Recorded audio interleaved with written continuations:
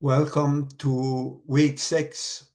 And as announced last week, we are now moving into the contemporary peace studies, the study of peace studies as it takes place today.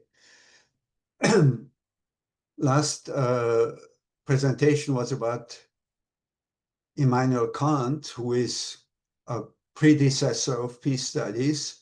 And as we know from previous discussions, of course, peace studies or the concern for peace has started much earlier. In particular, all the founders of the great world's religions have had concerns for peace.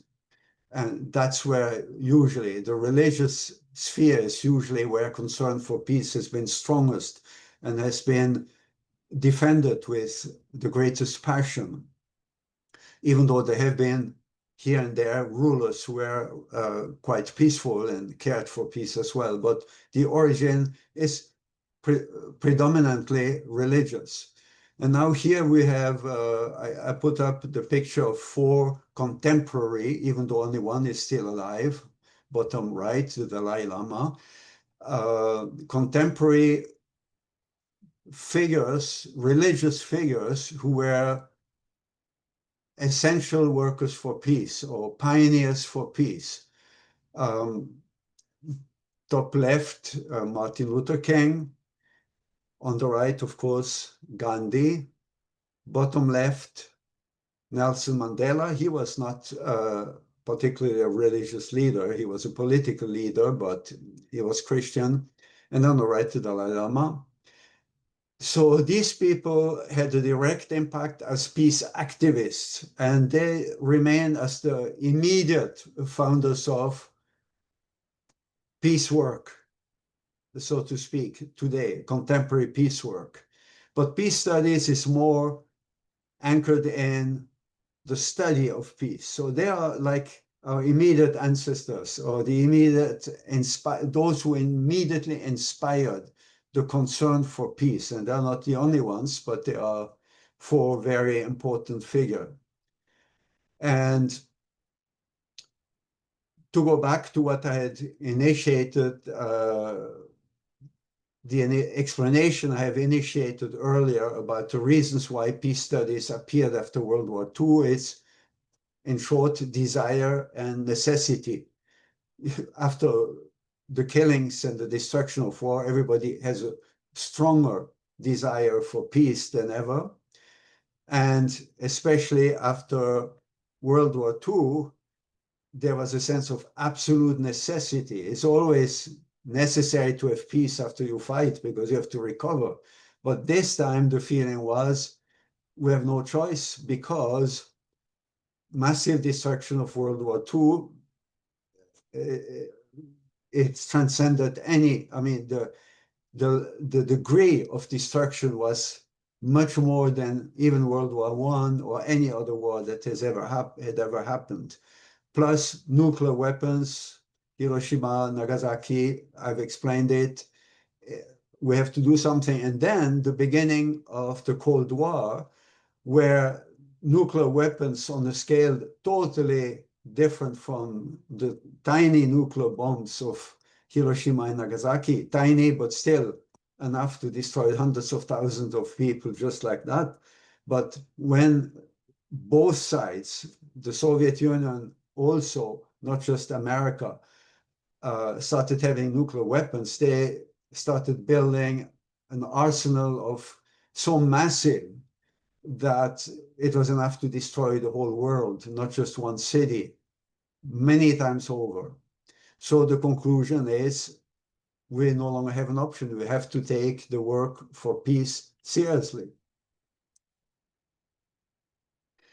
Now, going more into the specifics, if you look at the timeline of the development of peace studies, it did not start immediately after World War II. The UN was created after World War II, and a certain number of, things started developing. Concern for peace, definitely in world politics. But it took a few additional events to solidify the sense that a structure of peace needed to be established, also study and development of peace institutes, study programs, and all that. It took a few more events to make that really happen. And it really started in the 1950s and 1960s. So 5, 10, 15, 20 years after World War II. And what are these events? Well, there was the Korean War, that was 5 years after World War II. Then the Vietnam War. Then the US civil rights movement, that's Martin Luther King in the 60s. Then the end of colonialism, which didn't necessarily mean the end of imperialism. In other words, in the 60s and 70s, most and eventually all colonies became independent. But that doesn't mean that they no longer were under the influence of Western or communist imperialism. So, and then finally, the last event that had a really strong impact on peace studies, the collapse of the Soviet Union in 1990.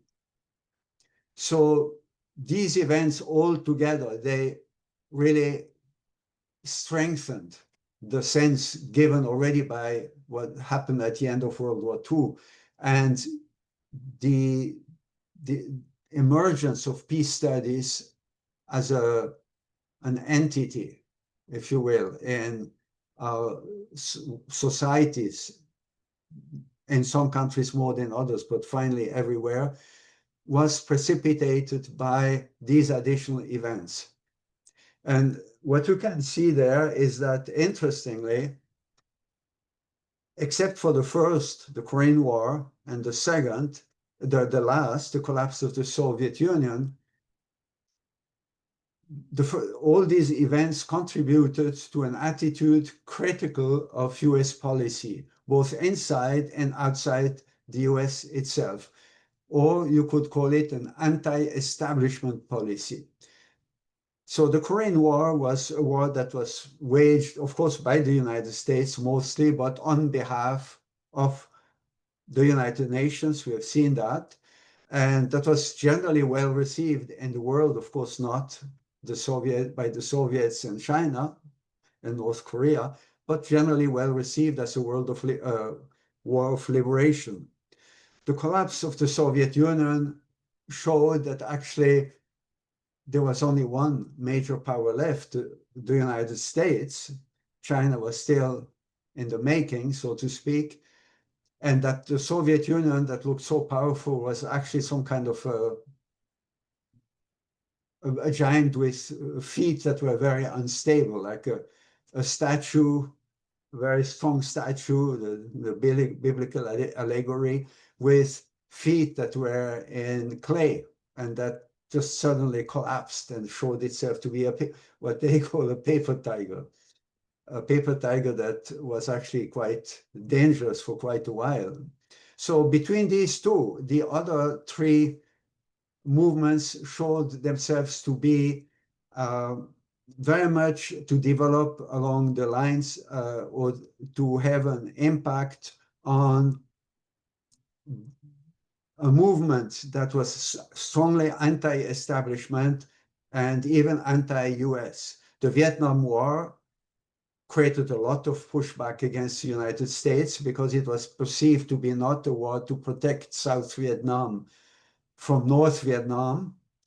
It was more perceived, I don't say it was perceived to be a war by imperialist America against patriots of Vietnam that didn't want to be dominated by the United States. The fact that the North was actually completely dominated by the Soviet Union was kind of lost in translation, so to speak. And even in the United States, the strongest anti-establishment, that means anti-government, and especially anti-Republican government. But if the president was a Democrat, he was opposed to Lyndon Johnson.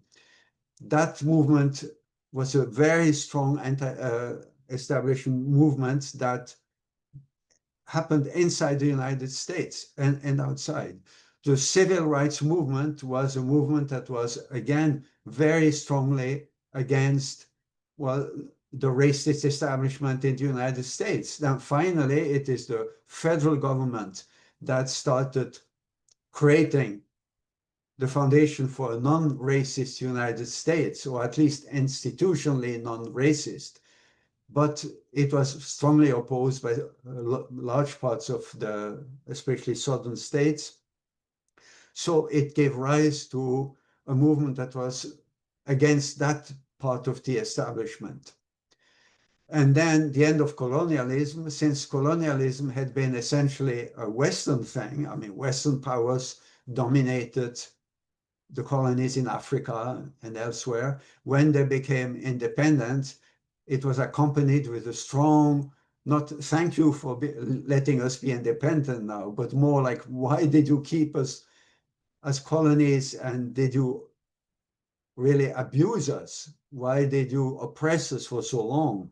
And why do you keep doing it now, even in the name of liberating us? Now, we are independent politically, but especially economically and many other ways, we keep being oppressed. So this gave the whole era a coloring that was quite anti-American and anti-Western establishment, even though, again, the Soviets and China were very happy to follow in the footsteps of the Western powers in Africa and created this kind of tension between the pro-Western and the pro-Soviet colonies and soon to be ex-colonies and newly independent countries. So that is important to know because that's part of the atmosphere in which peace studies developed. Now, where did peace studies start to develop? It is important to know that they have what we call Scandinavian origins for all kinds of reasons. The first place where peace movements started was Scandinavia, so Europe, but not any part of Europe, the North. Being small and wealthy, and I'm speaking here, I'm reading what a university in Denmark wrote, being small, wealthy, well-organized, and at a comfortable distance from all warlike activity. They were far from the US, but also far from the Soviet Union, not that far, actually, far from the rest of Europe. Since 1945, the Nordic countries appear to be well positioned to promote peace. And active contributors to the UN system, the first two general secretaries of the UN, Dag Hammarskjöld and Tryggve Lie, sorry for my mispronunciation, were Swedish and Norwegian respectively. Actually, the first one was Tryggve Lie, who was Norwegian, and the second was Hammarskjöld, who was Swedish. And very religious, by the way. Hammarskjöld, who is shown at the bottom, was a very strong Christian. So that shows again that many of these origin of peace studies, even in the secular field, had a strong religious background. Kant, the ancestor of the United Nations, which is a very secular environment, had a religious vision. Most people don't know that. And the first two, especially the second Secretary General, was a very religious man. But the environment of the UN is not. And Norway is the place that, the Norwegian Parliament annually awards the Nobel Peace Prize. So that led to an official self-perception as these countries being active contributors to peace worldwide. And what's interesting about this Scandinavian origin is that when you think of Scandinavia in the past, they were very much warlike. You have the Vikings that invaded all of Europe. They invaded England. Actually, they invaded France, Normandy, which is basically where the Vikings lived. So, and then they invaded England. The French invaded England, but actually it was the Scandinavians who had invaded part of France, who then invaded England.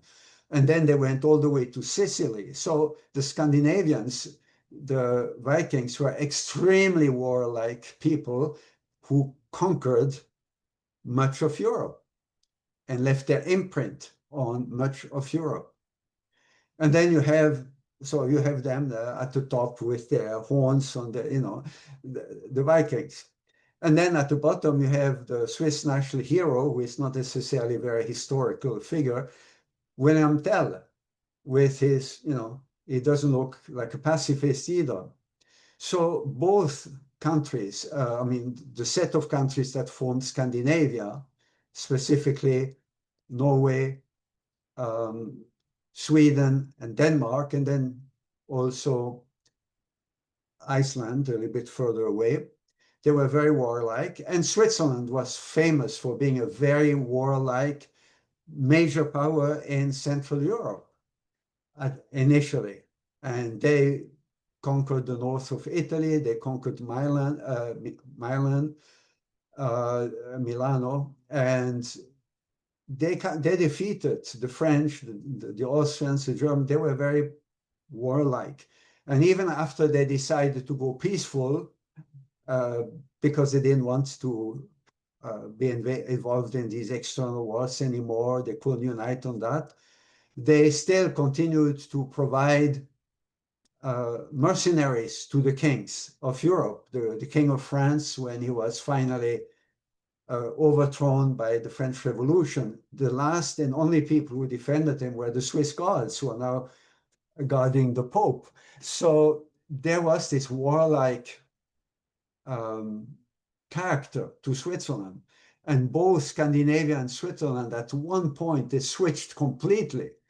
And, Switzerland started becoming famous for their clocks, their watches, chocolate, cheese, and their banking system. Basically money and peace, the UN and Geneva and all the international organizations. So it changed completely. But Switzerland was so much isolationist that they didn't want, until I think very late, 73 or even later, Switzerland was not even part of the United Nations. So they didn't play a role in the United Nations development. On the other hand, Scandinavia, who made a similar change to a very peaceful democracy with a very strong social network, and they also became very rich like Switzerland. They were part of the United Nations right from the beginning. Even though Sweden was neutral, it was still part of the UN. And Norway, which had a border to the Soviet Union, was even part of NATO. But they had a very strong impact on peace studies and were perceived as some kind of a world center of peace activities, which explains that the first two Secretary Generals of the UN were Scandinavian. Now, this is based on what is called the Nordic model, or it led to the more Nordic model of government and society, social organization. Why Nordic and not just Scandinavian is not that important, but because it includes Finland. If you have for those of you who have some kind of a sense for European geography, you have Norway, Sweden, Finland right next to each other. Now, Finland is not Scandinavian. It's a different language altogether. It's a different background they're not Scandinavian, but they're just next to them and they're also in the north. So you say Nordic to include Finland. And there were also included, though less prominent, in the peace studies development together with Sweden and Norway, and also Denmark, also a little bit less prominent, but still. And then the fourth Nordic country and third Scandinavian country, Iceland, was so far away that it did not really develop a peace studies culture as much as the others. No university programs in peace studies. They were seen as a contributor to peace, but in a lesser way. So what does this Nordic model mean in addition to providing secretary generals to the UN? Well, it has a universal or universalist welfare system, still has it today, and other features of social democracy. That means what we call leftist view, but not communist at all. So not aligned on the Soviet Union, but very important structure, governmental structure. Here in the United States, we would say more the Democratic side as opposed to the Republicans. Lots of taxes that paid for free healthcare. So, you instead of paying lots of taxes and getting free healthcare, the United States, you pay fewer taxes, quite a lot still, but much fewer, much less. But you have to pay for your healthcare to a large extent. So in the Nordic countries, that's the perfect social democratic model where the state takes care of you from A to Z, from birth to death. You don't pay anything. You go to the hospital, they take care of you, but you have to pay lots of taxes and you don't have all that much freedom in certain choices you make, like where to go to the doctor and all that. So it's an alternative to the American system. And because that government is so different and a strong sense of we want to be our own and have peace by ourselves, we don't want to be dominated by anybody else, it has been going along quite significantly with pushback against the United States. Again, not alignment with the Soviet Union or with communism, but a pushback against the United States, the perception that, unbridled capitalism dominates the US and they want to impose it to everybody else, and American exceptionalism, which I had spoken about earlier last week. That was, no, American is not exceptional, and peace does not belong to you guys, and you can certainly not impose it in the name of peace to own the world. So I'm not talking about any reality here or absence, or I'm just not taking sides. I'm just saying that's the perception, and that has influenced the beginning of peace studies. That's why I mention it. In the, as I mentioned, late 50s and in the 60s and then 70s, it didn't all happen at the same time, but centering on this 1960s, this entire movement led to the establishment of research institutes in the Nordic countries that became very famous and are still world famous today. They are the leading institutes that came together with a certain number of universities, famous universities that are the place where peace studies have developed as well. But the most important and most famous element of peace studies in these Nordic countries have been peace institutes that were linked to their government with independence, so they can do whatever they want, but they are financed largely by their governments, Swedish government or Danish or Norwegian government, which of course implies that in their concerns for peace, they had to, a little bit, at least to some degree, take into consideration the concerns of the government. So much of the work they do has been on disarmament and all the things that governments want to have a peaceful policy are interested in, perhaps a little bit more than some other aspects of peace studies. And they've been criticized for that, but they've been also, quite honestly, quite critical of their own government sometimes. So you can say they are largely autonomous, if not completely independent. So the big names are SIPRI, Stockholm International Peace Research Institute, obviously that's Sweden, and PRIO. These are the two biggest ones. The Peace Research Institute of Oslo, which, so Norway, which is the place where Johan Galtung was the central figure and the place that was connected to him. But Finland also had the Tampere Peace Research Institute, and Denmark, the Danish Institute for International Studies, and so on. So each of these countries, except Iceland, had their own strongly active institutes. These institutes are still very central today, and they publish enormous amount of literature. They organize enormous amounts of meetings of all kinds because they are publicly funded. And so it's important for you to remember those. And you will find them, the more you deal with peace studies, the more you will hear about them all the time, especially PRIO and CPRI. Now, we are talking about the world, right? We are talking about world peace. So we cannot only speak about one side. And obviously, Africa didn't have any peace studies institute. Neither did South America. Neither even Asia, not to mention Oceania. These developed in the political center of the world, where the United Nations started. That's the United States and then Europe. But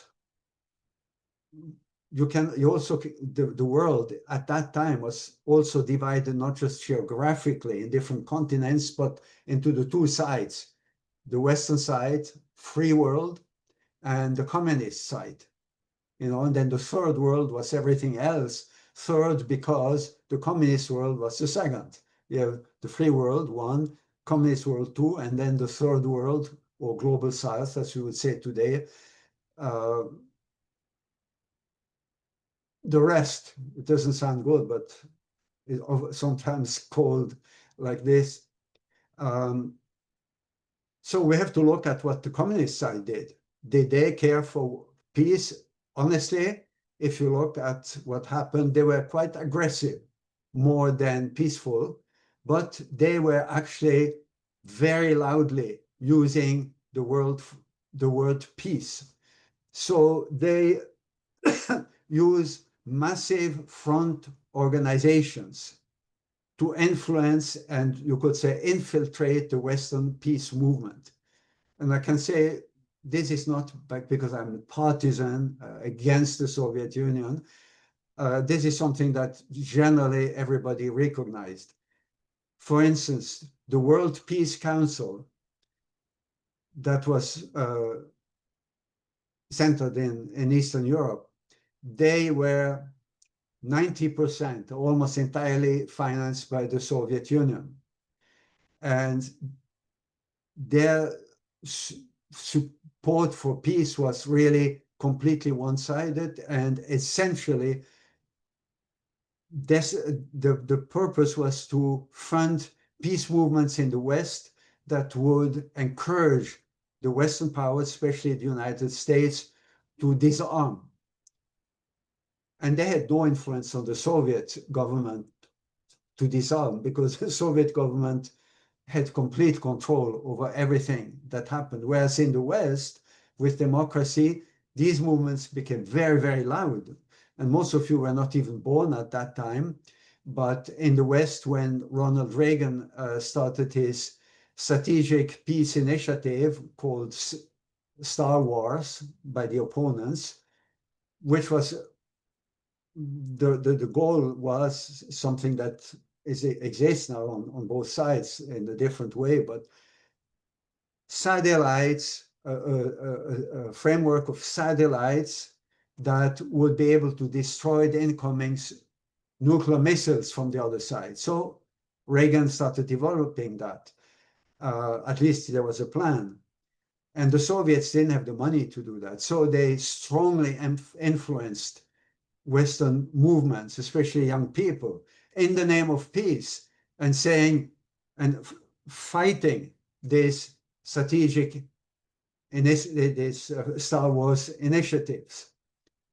So this was not really a peace movement, it was a movement aimed at preventing the United States from developing something that could protect it against Soviet missiles and thus, put it at an advantage. There was Peace Conference, Christian Peace Conference was another one. One of them was centered in Czechoslovakia at that time. And then even the World Council of Churches, which is in Geneva, had a strong influence of the churches of the Soviet Union, the Russian Orthodox Church in particular, that came and strongly influenced by their speeches at the headquarters in Geneva, the World Council of Churches, which was often considered to be a place where with a strong leftist influence. I remember in the late 70s and early 90s when I worked as a journalist for a US newspaper as a correspondent, I not only went to meet Cyrus Vance and Andrei Gromyko, the foreign ministers of the Soviet Union and Secretary of State of the US at the United Nations in their respective embassies, but I also went to the World Council of Churches to cover the visits by the Russian patriarch of the Russian Orthodox Church, who came from Moscow to speak in Geneva at the headquarters of the World Council of Churches. He was one of the 8 presidents. They had 8 presidents, one for each area in the world. And the way they spoke was very similar to the way Leonid Brezhnev, the head of the Soviet Union, spoke, partly because they had no other choice. Either they resigned or, especially when they came to speak in the West, if they didn't want to be arrested on their way back, they had to represent the Soviet stance. But emphasizing that the Soviets were all out for peace and wanted peace in the world and disarmament and all that. So it was, you had that on the other side. Of course, that doesn't mean there were not people who sincerely wanted peace. And maybe even those people sincerely wanted peace. But unlike the West, which a democracy where peace movements could even be strongly anti-government, anti-American government, and freely do that, in the Soviet Union, they couldn't. And so the peace movements, if you look at their posters, for instance, here on the right, the World Peace Council, it looks, of course, there's the dove, but you see the people with the fist. That looks very much like workers fighting, communist workers fighting, socialist realism.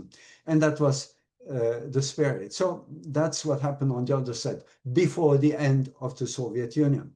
It's changed.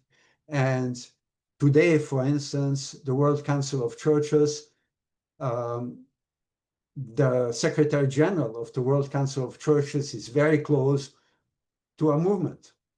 And he has even co-sponsored activities with UPF in Geneva at the United Nations. So things have changed dramatically. But at the time when the peace study started, that was the situation.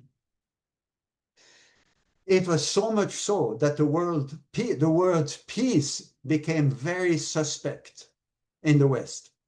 Because whenever somebody spoke about peace, you could expect that it was not sincere. It was a front organization for the Soviet Union that was meant to disarm the West so that they wouldn't fight back if the Soviet attacked. So generally, whenever you heard the word peace in those days, it was very suspect. It's who is behind that. Troupins, on the other hand, spoke about peace. And the first time there was a peace, today all our organizations have peace in their name almost. But the first one was the Professors World Peace Academy that was founded in 1973. Something started in Japan first, but anyway, founded in Korea in 1973. And it had peace in its name. And some of our friends in Western Europe, I was there, were very skeptical of us.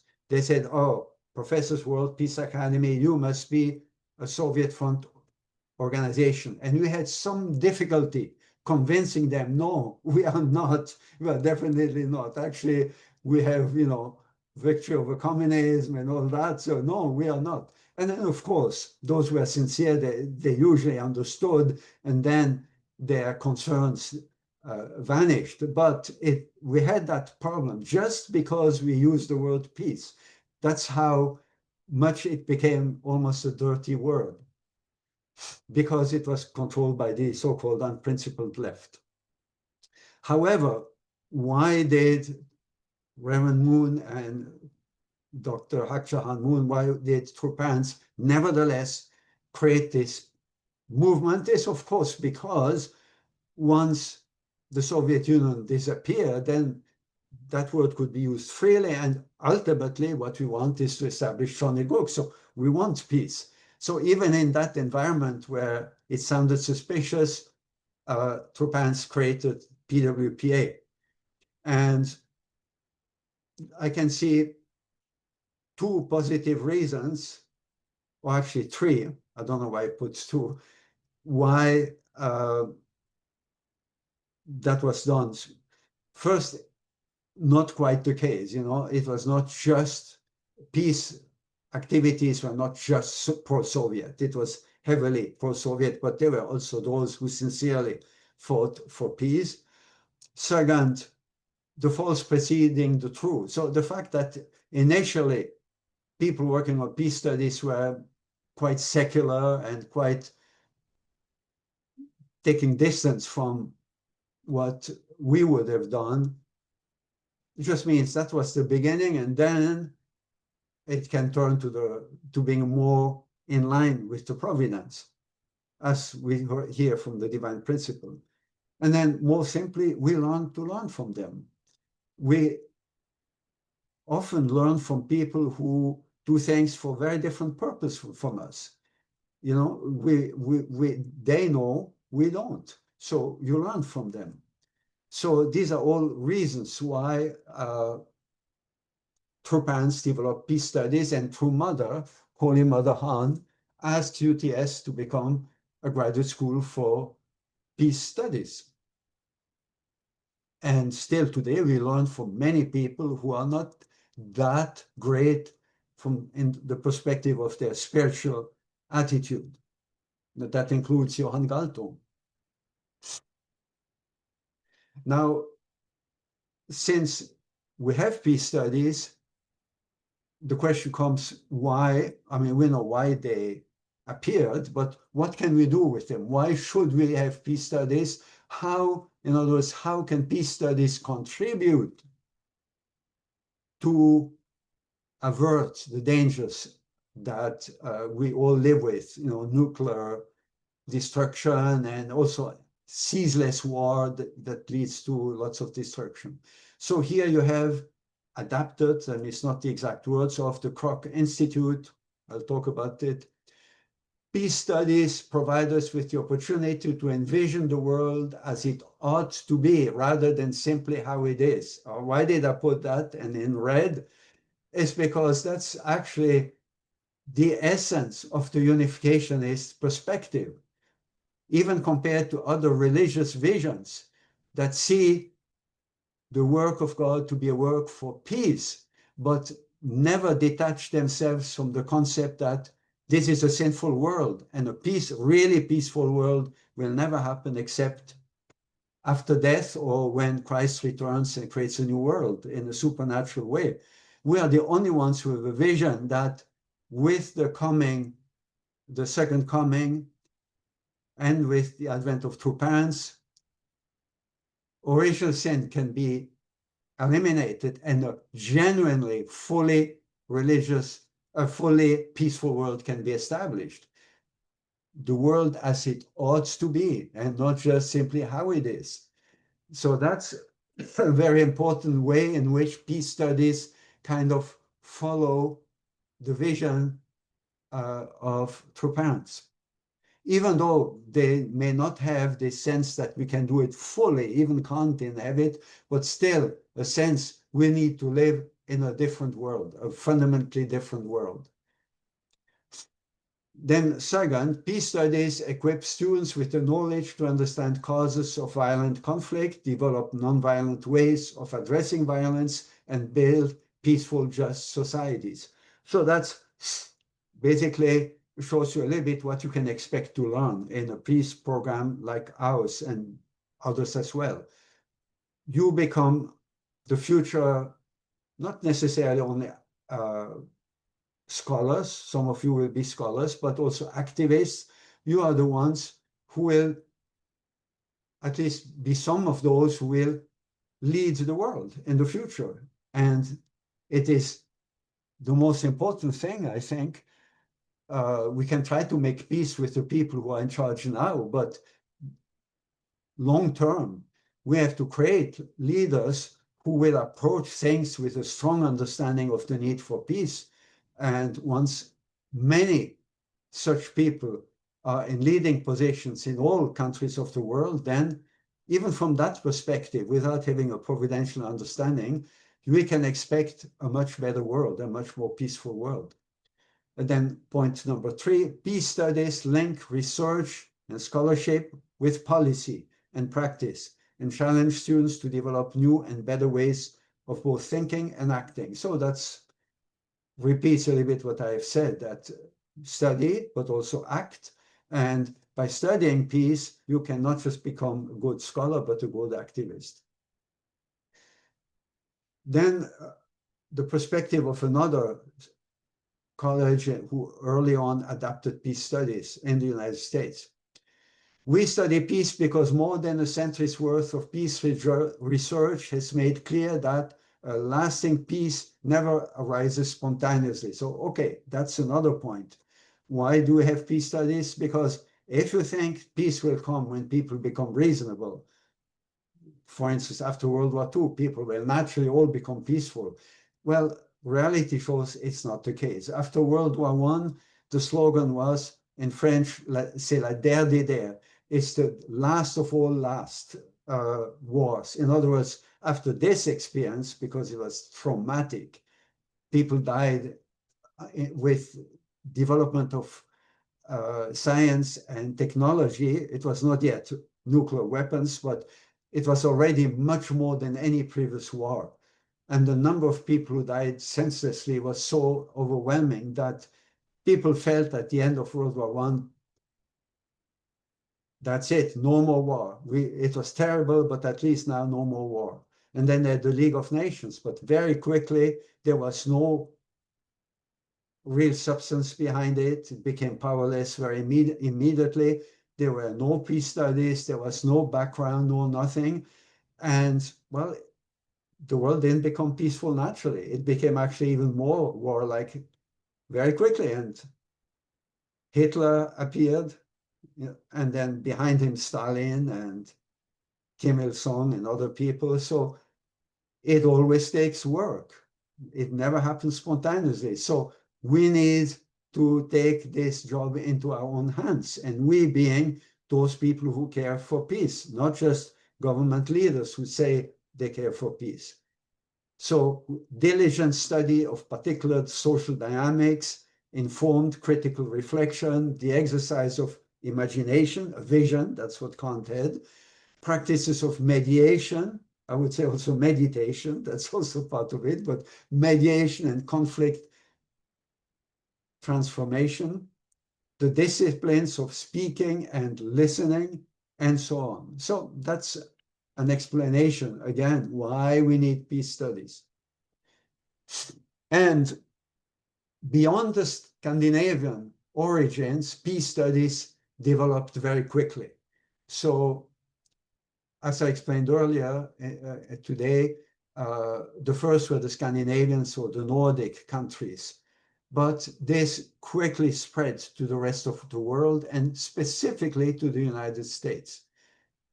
Interestingly, even today, the center of peace studies is the United States and, of course, the Scandinavian countries, but they are very small, so it's not comparatively so much. Even Europe, the main part of Europe is very little compared to the US in peace studies, and mostly in the UK. And then Asia, you have a Korea Peacebuilding Institute, you have some institutes in Japan. Now you even have institutes in Africa, the Great Lakes Institute for Peace Studies, and you have them in South America. You have them, but it's one here, one there. Number-wise, it's very little. And you have here in the middle, left, center left, you have the University for Peace in Costa Rica, where John Custer is getting his PhD in peace studies.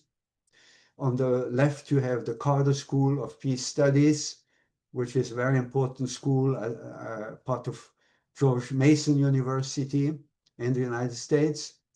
And then the most famous one, probably, I would say, in the US and worldwide now, is the Kroc Institute for International Peace Studies.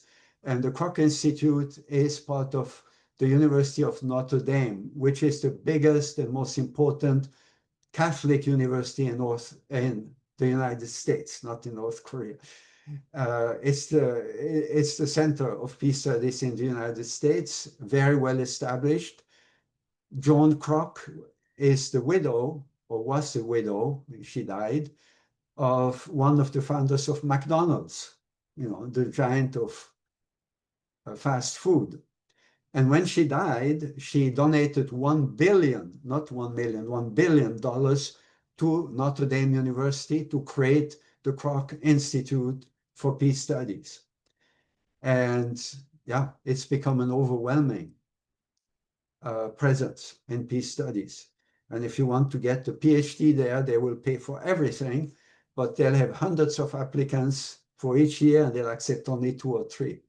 Not because they don't have the money, but because they want to maintain this elite sense. We only get the best of the best of the best.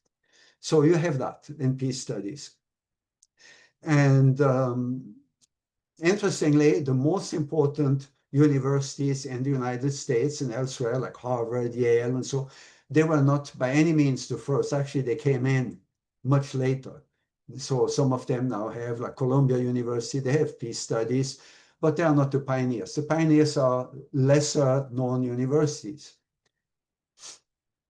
because peace studies was not some central money-making, or prestigious traditional course of studies. It became, though.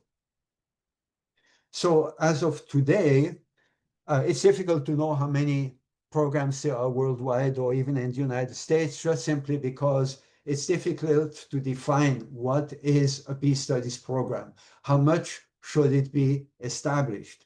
What I can say is that the peace studies program at HGI definitely is one. Why? Because it's a full program specifically in peace studies. It's not a program in something else that has a peace studies component.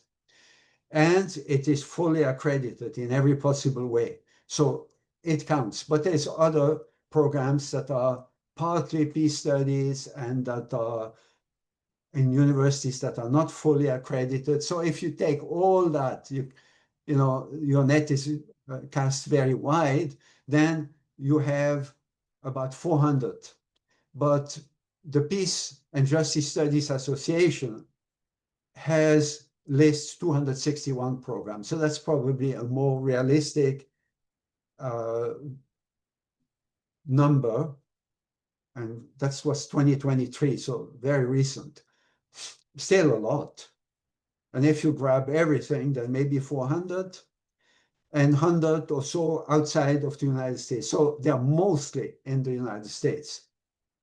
And even Scandinavia counts for little as of now, even though they still have the prestige. But still good to know about the United States is that even though Scandinavia were the first to start peace studies in a big way and in big official ways, the very, very first programs and courses in peace studies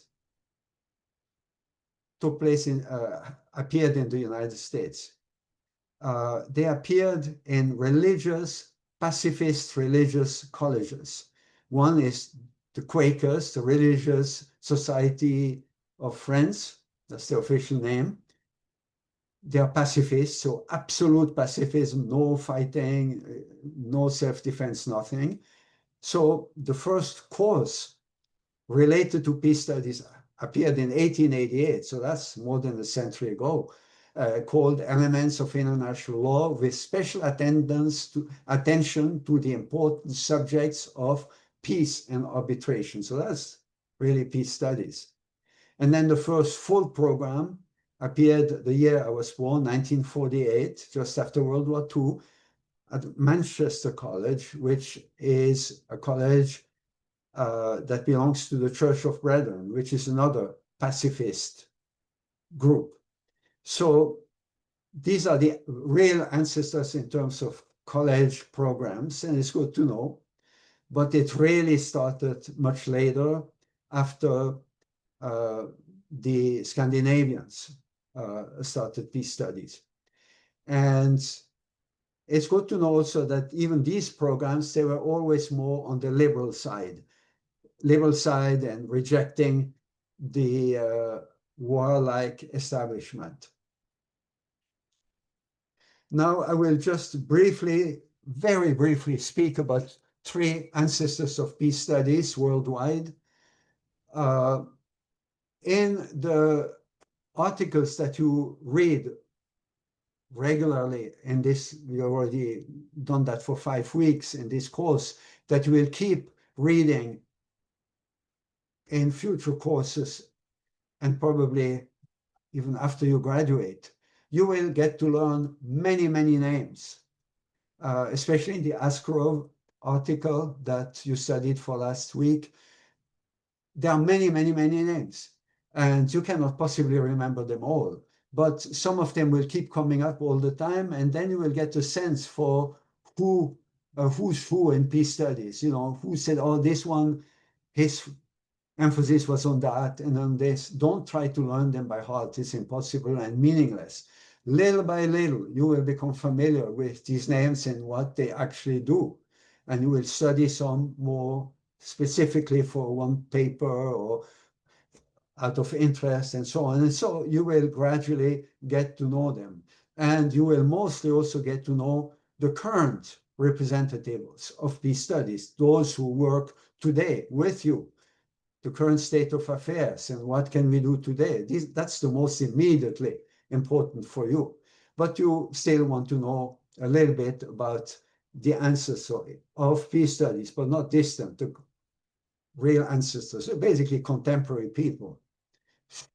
So Johann Galtung, the most famous one, born in 1930, and I forgot to update, he died at the beginning of last year, 24. So when I started teaching this course, he was still alive. And well, you will discover him. Many of the basic concepts of peace studies, like positive, negative peace and structural, that's all him, even though he did not necessarily invent them. So he is considered the father or pioneer of peace studies, but as usual, he is the one who has a big name, and then basically everybody attributes to him just about everything, even though other people are the ones who actually really initiated it maybe 10 or so years earlier. So in a way, you can say it's a little bit unfair. And there's an aspect to Galtung that is a little bit self-promotional. I don't want to make personal attacks because I have nothing against him, but he has written, Johann Galtung, the father of peace studies, by Johann Galtung. he certainly knows how to what to do to become famous.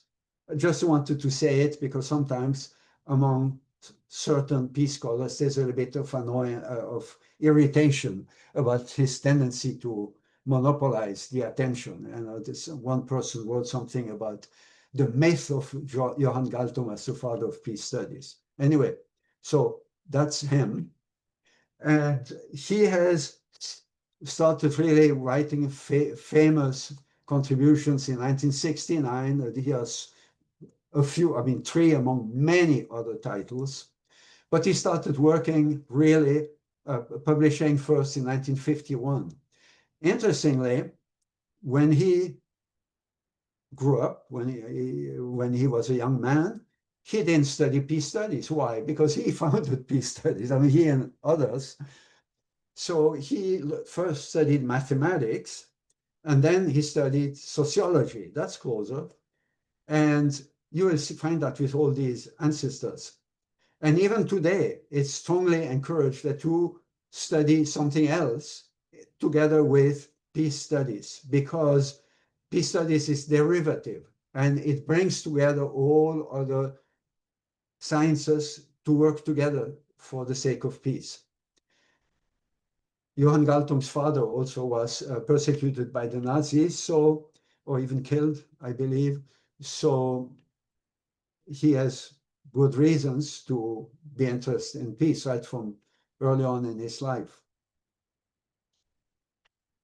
Another big name is Kenneth Boulding, died in the 90s, and he was an economist.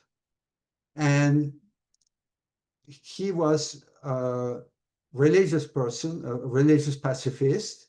He was a Quaker, Religious Society of Friends, and worked in the UK and in the United States. And yeah, he was an economist. So you can find works by him on the economy, just like Galton was a sociologist and a mathematician. He is very interesting because he had certain ideas that you will recognize. So I read this brief summary. First, to make internal and external state boundaries more diffuse, so to remove the boundaries, so to speak, so that the borders between countries become more open, permeable, you can go through them, or otherwise to remove them from political agendas, to make them less significant. He had the idea of creating peace parks along national boundaries. So I'm sure you've heard that idea. That's through father, the ideas of having peace parks between North and South Korea. And then through that to lessen travel, visa, and other border controls. So he had that idea of peace parks already. It's amazing, much, much earlier. He didn't implement it. He just had the idea. He had another idea, which is to create a peace force, a UN peace force. That's an idea that was translated inside the UN as indeed a UN peacekeeping forces by the UN. So that was partly realized, not as powerfully as he envisioned, but he had that vision. And then Tropans again have the idea of a peace police force, which is of course not a police like we generally see it. So all this, these are that makes him an ancestor of peace studies. He had a vision of how we could go beyond even what politicians or peace-loving politicians do today. And here are some of his works on the economy, on religion, the love of God, and on conflict theory. So he was a very open scholar. And he started writing during World War II. And then finally, you have his wife, Elise Boulding, who was Norwegian, so, like Galtung. So you see all the connection between Northern Europe and North America in the genesis of peace studies.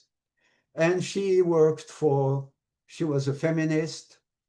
She worked so for women's liberation. She worked also for the child education. So she had many other concerns. Again, she had her own field of expertise. And that brought her, but much later in the early 90s, to write about peace studies together with her husband. And she also passed away now. So these three are gone. There are many other important peace studies representatives today, and I invite you to discover them with me as we go through the rest of this course. Thank you.